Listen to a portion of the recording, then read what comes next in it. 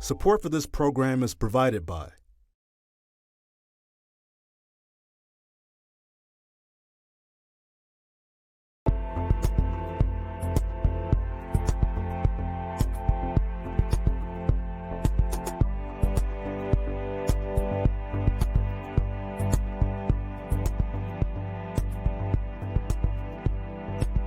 Employers everywhere are still trying to fill open positions in their companies, but post-pandemic, they've had to make compensation more competitive and change the expectations for who can do the work that they need. So to bridge the gap, is it time to acknowledge a sector of workers that have been written off? Is it time for employers to recognize the skills and value of returning citizens, the unhoused and underemployed? Well, to talk about the answer to that today, I'm joined by Detroit Action CEO Branden Snyder. Branden, thank you for joining us. Thanks to be here, Will. I'm glad to make this happen. Let's just jump right into it. First things first, what is Detroit Action? What is the organization's mission? Yeah, thanks for that. So again, I'm Branden Snyder. I'm the executive director at Detroit Action. We're a grassroots, member-led, community-based organization building power for working class Black and brown Metro Detroiters. So our vision is, building an economy that works for all, for the many and not the few. We believe in the power of people power, in order to change policy around jobs, housing, criminal justice, public education, and democracy. And what that means is being able to develop leaders who are directly impacted by these issues, people who are experiencing the weight of poverty and the weight of mass incarceration, of housing insecurity, and young people, whomever, to be able to be the leaders on our issues that we care about. I think for me, when we think about the work that we do, we believe in ourselves to be a union for the hood. So what that means is being able to develop folks, both to be able to take on the issues that matter to them and the issues that are happening in our lives, but also how do we build power and how do we create services that meet the immediate moment that we're living in to protect folks and give them the ability to be full and thriving citizens. We believe in a world where everyone has the freedom to thrive, and so our work is about changing the policy and the politics to accomplish that. Right. And you talk about the freedom to thrive. And part of that is being able to work and support yourself to, unlock those freedoms. And today, that's what I wanted to talk to you about is, in particular, your Good Jobs Now program. So why is it necessary? Who is it for? What's the overall goal for Detroit Action's Good Jobs Now program? Well, just to take a step back. So our organization, Detroit Action, is a marriage, if you will, of two organizations. One being the Detroit Action Commonwealth, which was a union of homeless and formerly incarcerated Detroiters on the Northeast side. And for years, the Detroit Action Commonwealth worked on issues around, jobs, housing, and birth record access, providing some direct services to people at soup kitchens and homeless shelters, helping people get direct access to employment, and doing some of the leadership development work around, making sure that, policy and administrative policy for those who are experiencing housing insecurity was resolved. The second half of that marriage, if you will, was Good Jobs Now, which was an SEIU Fight for Fair Economy campaign that was run on the heels of the Occupy Wall Street movement. That Fight for Fair Economy was in about 16 cities around the country. Both fighting for around the idea of income inequality, and fighting against the idea of income inequality, but also working to build and develop leaders who could take that issue and build power within their communities. So I've been the ED of this organization, Detroit Action, since 2016. We relaunched in 2019 officially as Detroit Action, mirroring those two cultures and those two identities. Taking some of the direct action and radical civic engagement of Good Jobs Now with the leadership development and service work of the Detroit Action Commonwealth. And one of the remnants of our work that's existed is our is our jobs program, our Good Jobs Now program. And so, really is an homage to the forefathers of our work. But what it argues is that we can do many of the workforce development tactics. We can do many of the skills and services that are needed by the housing insecure, that are needed by the formerly incarcerated, are needed by young people, in order to place them into the jobs of today, through direct community organizing, developing leaders to be able to tell their stories, to be able to feel like they have social capital, to have a community, and also to be able to grow as people in our community. And we do that through just traditional community organizing, developing people's ability to just be able to have a conversation, to tell their story, to have a community, and own the experiences of their world, and own the experiences of their community. And so when we think about the populations that you mentioned, whether it's those who are formerly incarcerated, those who are housing insecure, or young people, we know that economic exploitation, and white supremacy are linked. In order to reckon with racism, we have to end the exploitation of Black and brown workers.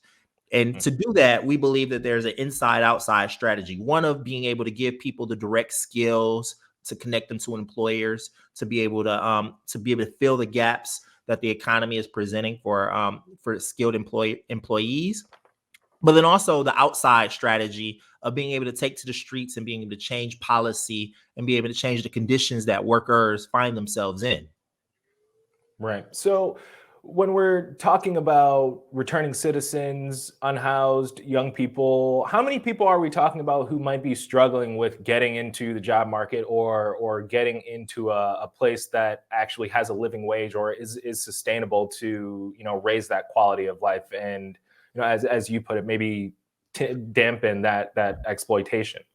Yeah. So I think one of the things that we think about is on average, when you think about the entire prison population, unfortunately, African Americans, constitute maybe about 34% of that population. In Wayne County, we know that there's approximately 7,500 people who are coming home every year, who are coming home, from incarceration, who are coming from, from jails, who are undertrained, who are, in many cases, locked out of the community in which we live. And for us, what that means is that we have 7,500 people yearly that we have an opportunity to really engage and to be able to develop on this, to provide the tools that they need to be able to make a living and be able to make ends meet. So for us at Detroit Action, we think about, being able to not only think about the, that population that we serve, but also what does it mean to be able to shift and change the economy as a whole?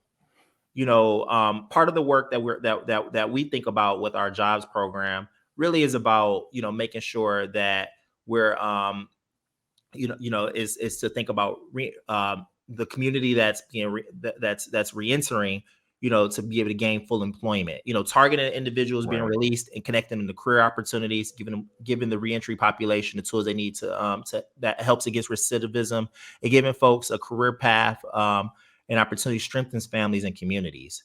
And so for us, it's simple things like being able to connect people to our Canvas, our year-round Canvas programs, where they're able to have a community to be able to tell their stories, to be able to be around other people who've experienced the same things, and see that they're working on policy solutions to crime and safety, or it's other small niche things like just being able to get people IDs and birth records. Those are sort of the tools that we believe, help reduce recidivism. Even when it comes down to our housing work, where for the last few years we've helped people not only be able to apply for their property tax exemption, but also be able to, apply for services now in this newly formed right to counsel, being able to make sure that folks are aware of it and that they have resources from our friends at like United Community Housing and other groups.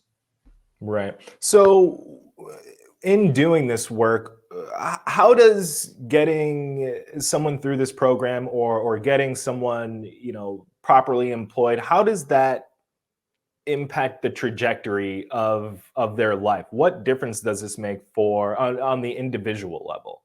Yeah. So, um, one of the things that I wanted to lift up in this conversation is that, when we think about,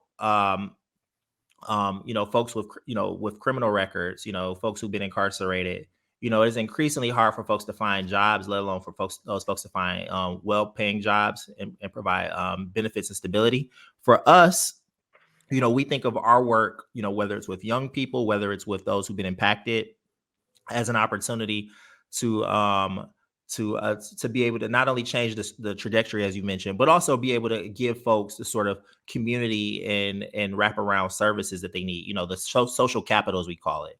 So we think about that as an opportunity, as a start. But the real needs that have to happen are both inside that have to happen, at a governmental level, at a more macro level. Our work is about targeting individuals, post release, being able to give people, community, but they have to find us. Our work, is at the end of the day is a mutual aid strategy to be able to engage folks, and it does some of the work that needs to happen. But the long-term sort of strategic structural work is about targeting folks before they enter the population, before they re-enter. Right. So, in looking at it that way, if there are, because you're saying you guys are doing the work with individuals, but there still needs to be a larger change at a policy level.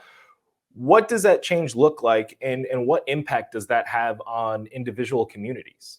Yeah. So I think when we think about, at a policy level, that's, investing more in reentry programs, prior to the Snyder administration, there was the Michigan, a reentry coalition and other programs that provided wraparound services for folks who, once they were, released from prison or prior to release, they were connected to community organizations, social service organizations to provide, again, ID and birth records and other resources they need once they're released.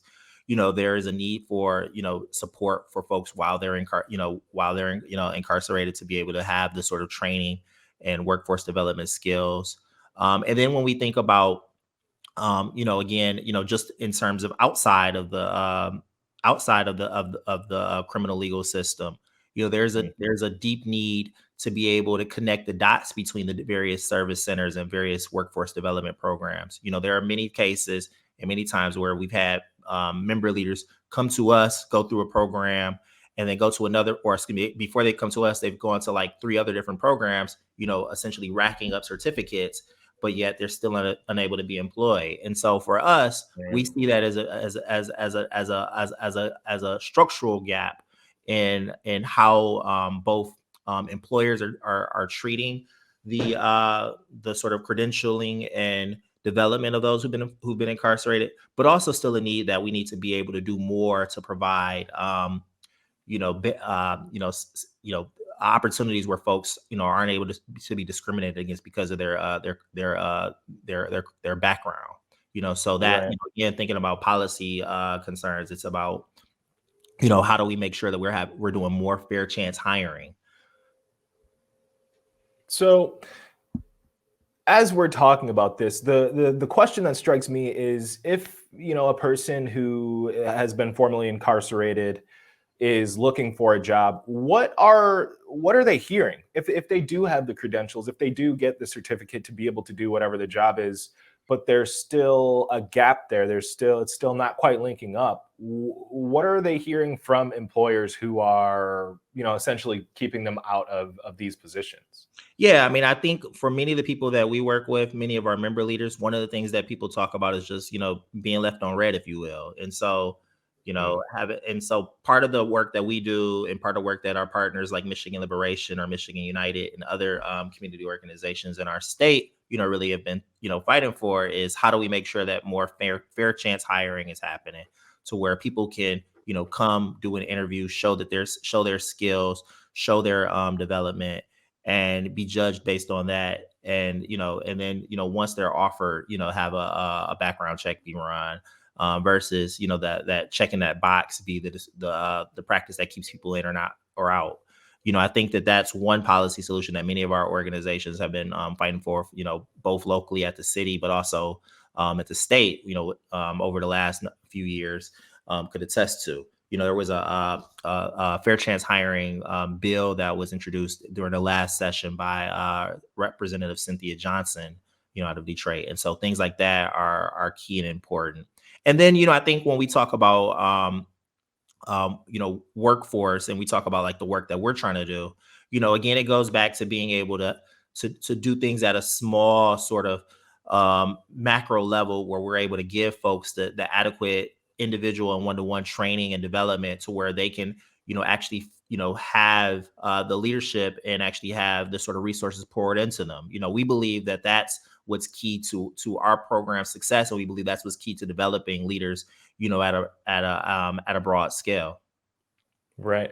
And, as we're talking about this, I like to keep in mind that we're not, a lot of times these conversations can make it feel like we're talking about an other or someone over there. Mm-hmm. Returning citizens, people who are unhoused, young people who are underemployed are members of our communities, of our society. So that begs me to ask the question, when people are going through the things that they have to go through to even be considered for a job, and then, as you said, they get left on red or they don't get any response. Mm-hmm.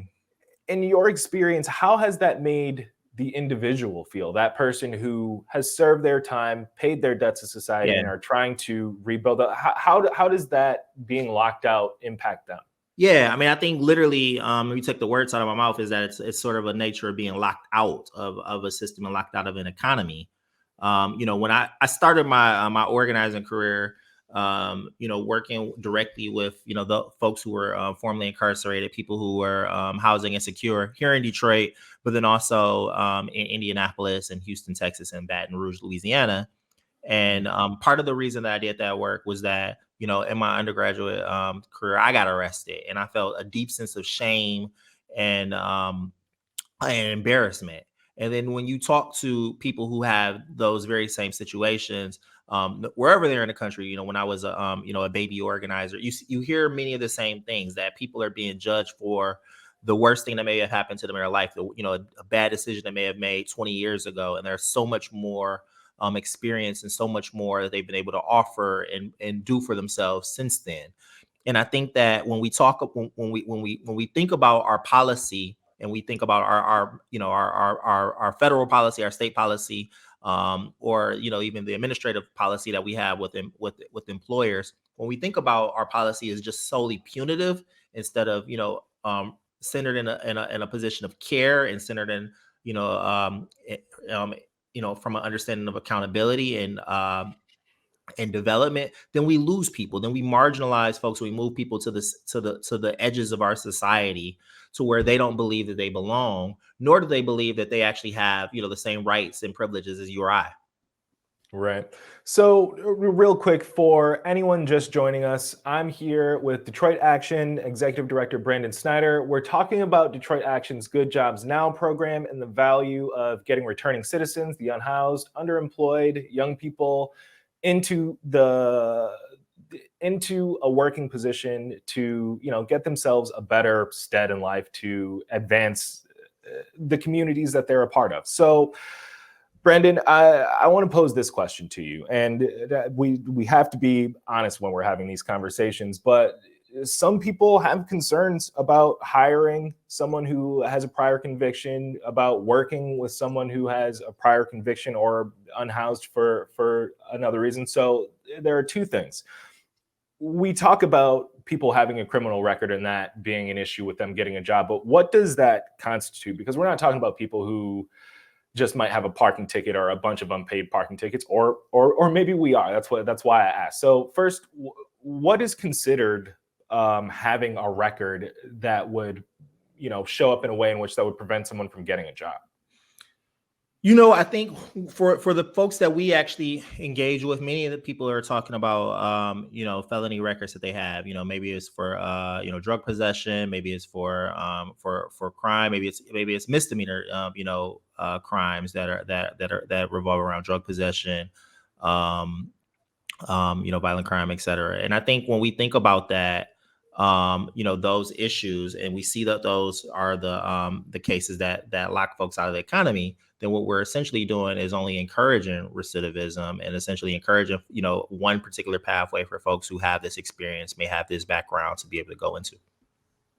Right. And so basically, because they've already served their time, but they have this badge of, I'm a felon or ex-con, however you want to phrase it, it's actually doubling down on the worst possible outcome, as opposed to bringing them into the fold and getting them back to, being a productive part of society and our economy. So with that said, how do you break that train of thought? How do you get employers to understand that there is value in these people, that there are skills in these people, and there's productivity there?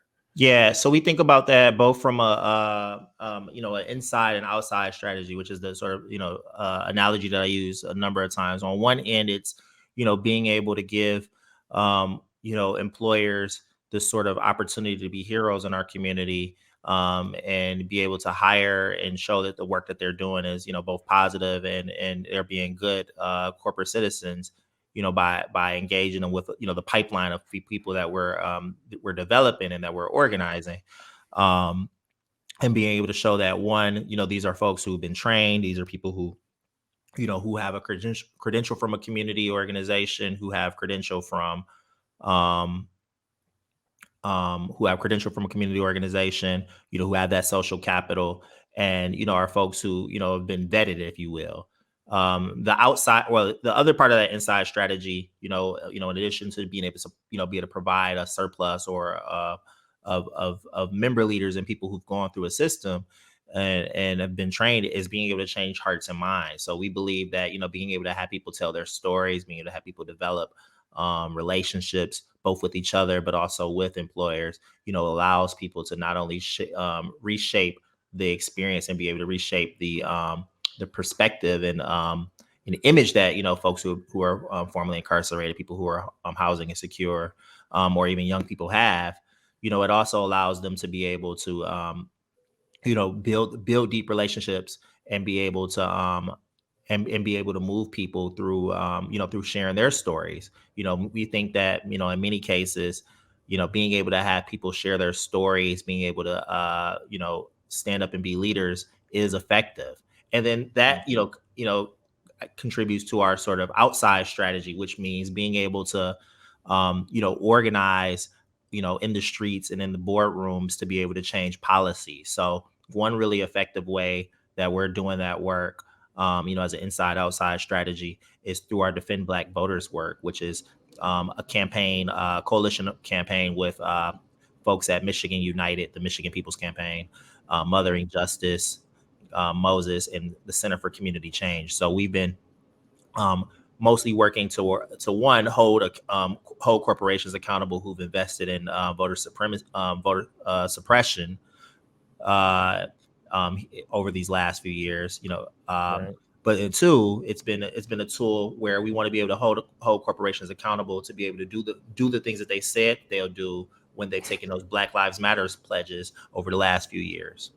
Yes, definitely that. So there's another aspect that's at work here that I'm curious to get your perspective on, because post-pandemic, employers have been having a hard time getting people through the door to do all sorts of jobs across all sorts of sectors. Has that changed the success rate for people getting hired that maybe previously were locked out of certain positions? Have you seen any market change?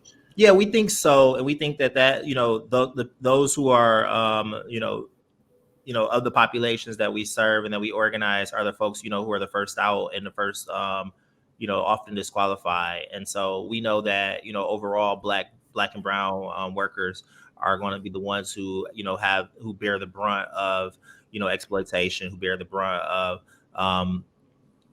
discrimination in the workplace. And so part of the work that that we believe in is, not only being able to, develop the skills and develop the skill sets of these workers, but then also be able to give them a place to where they can, where they can grow and be able to have worker power. So part of our work, in our long-term strategy is being able to engage with our friends in labor to be able to, again, think of ourselves as a worker center for folks who aren't unionized, to where they can have worker power and agency and be able to organize and ultimately have the sort of skill sets and backing to be able to voice dissent.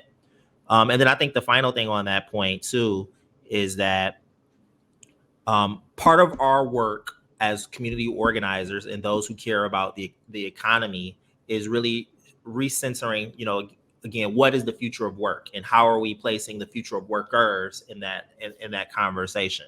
We know that, as you mentioned, post pandemic, how we think of work, how we think of, how we think about where we draw workers from has changed rapidly.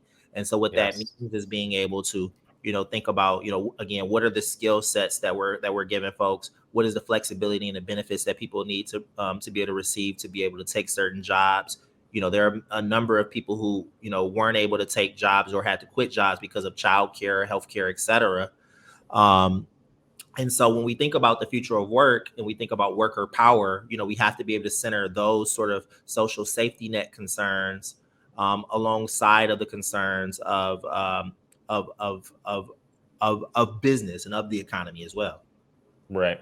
So if someone was going to approach Detroit Action for assistance in this area of their life, just quickly describe what is the process? How does someone go from, reaching out to Detroit Action and ending up maybe at least applying for a position or getting a position? How does that process work? Yeah. So, if if join our website, become a member or organizer, we'll follow up with you.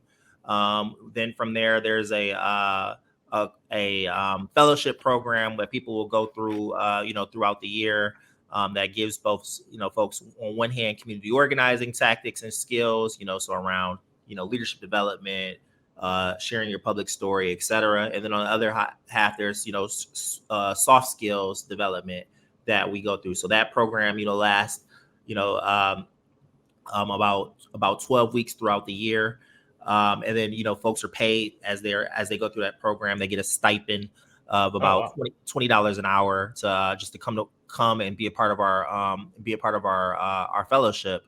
And then once they graduate with that fellowship, we do the work of, making sure that we're able to both, place folks, either that's with us on our Canvas program, either that's with our partners in community organizing or our partners, around the city, once the program is over, who are looking for, for employment.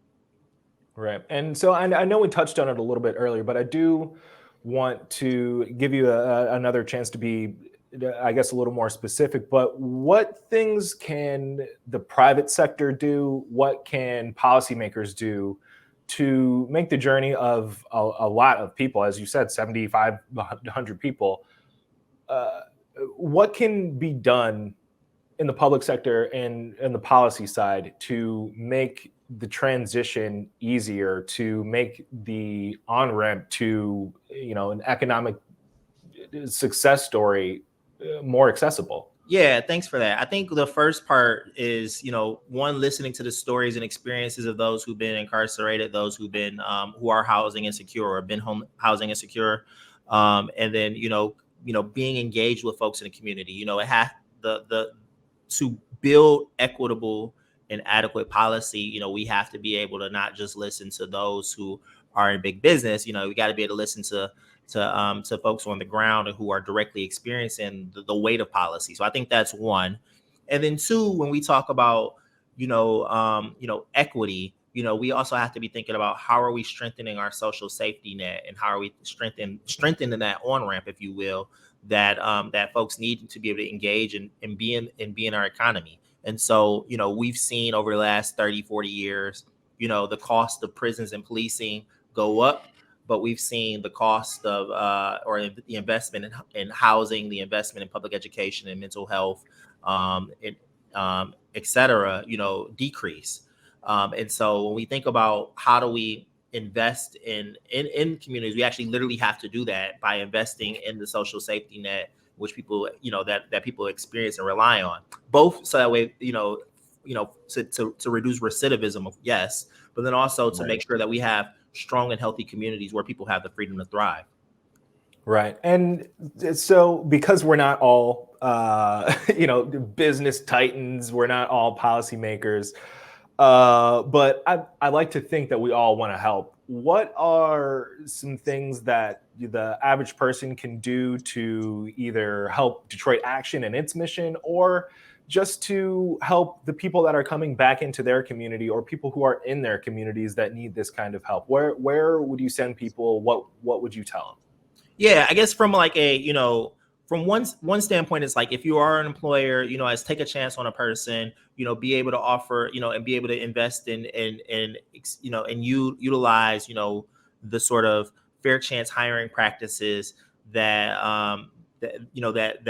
that reduce discrimination and reduce exploitation of folks who have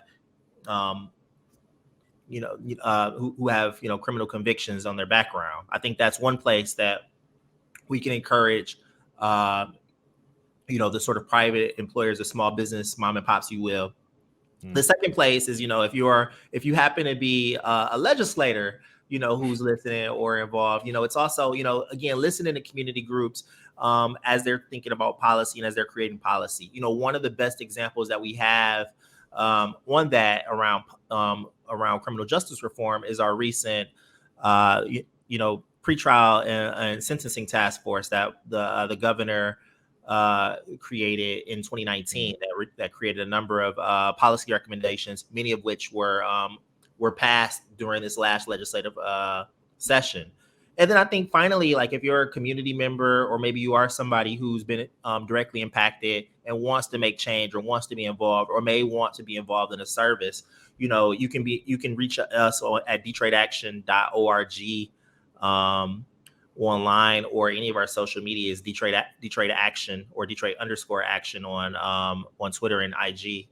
And if it's our work is about a holistic cycle of developing people to become leaders. So not just being able to provide folks a charity, but also thinking about it as solidarity for the long haul. Being able to give people the experiences to where if you come in, you can be a leader on these policy fights. So if you are somebody who is experiencing that direct need, it's an opportunity to both come in, maybe for a need, but also stay and be a participant to be able to provide and give back for the future. Right. Yeah, you might need the help, but it's always good to be able to give the help as well. Unfortunately, we are out of time. I'd like to thank Detroit Action CEO Branden Snyder. Thank you so much for taking the time to talk to us. We got off to a rough start, but the information and the work that you guys do is amazing. Keep it up. And for more Future of Work coverage, please visit us at onedetroitpbs.org/future of work. I'm Will Glover. I'll see you in the future.